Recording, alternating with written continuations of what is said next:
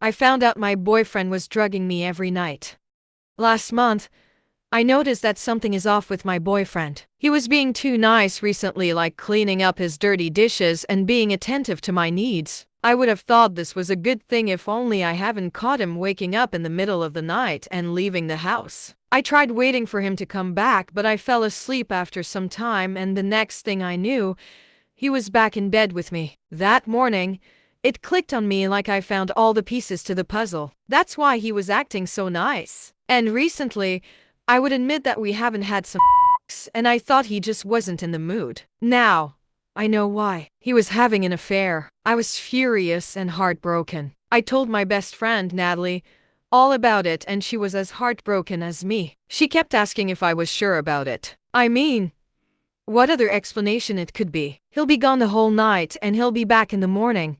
What did he do? Buy some milk? I said to her that I have a plan. I'm gonna wake up before he does and catch him red-handed. My best friend just nodded and said that was a good idea. That night, my boyfriend prepared a nice meal for me, something he hadn't before, and I was mildly surprised. I pretended not to know anything about his infidelity, so our conversation went normally. However, when we finally settled back in bed, I had fallen asleep almost instantaneously. My sleep was so good that I wasn't able to wake up at midnight. I was disappointed with myself. How could I have slept on it? What's weird was in the following nights, that kept happening to me. I couldn't wake up in the middle of the night. I also tried staying up all night, but at some point, I would fall asleep. That is very unusual since I have been a night shift employee before and I didn't have this kind of trouble of suddenly falling asleep. Sometimes I couldn't even remember what happened last night. My crazy brain thought maybe my BF was drugging me, putting something to make me sleep through the night. That's the only possible explanation I could think of. But then,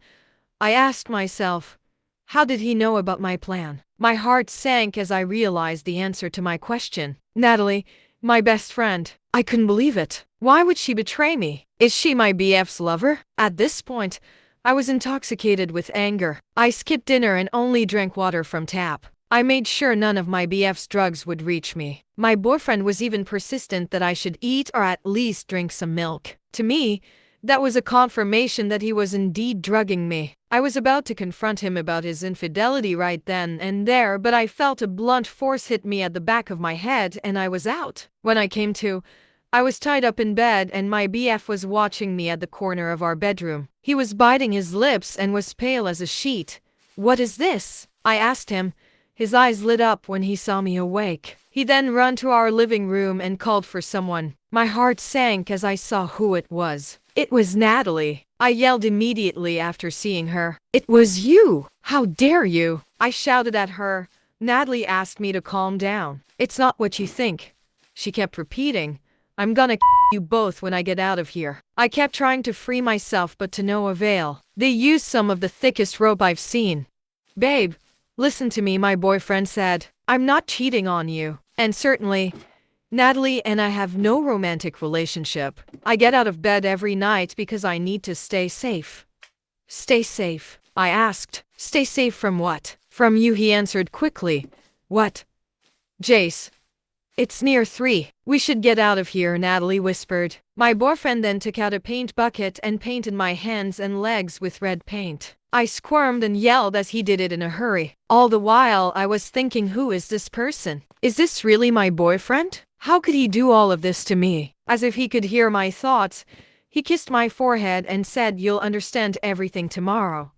I promise. Before I could reply, he and Natalie ran away and I was all alone in our bedroom. I kept screaming for help, but I knew it was pointless. My mind was racing as fast as my heartbeat. My lungs felt like it was shrinking as I breathed for air. No, how could they do this to me? Why are they doing this? I kept trying to free myself, but I got exhausted at some point and lost consciousness. When I woke up, I was still in bed, but I noticed that the ropes that bound me last night were now roughly severed and my wrist burned like hell. As I looked around the room, I understood Jace. The floor, the walls, and the ceiling as well, were full of red handprints. My handprints.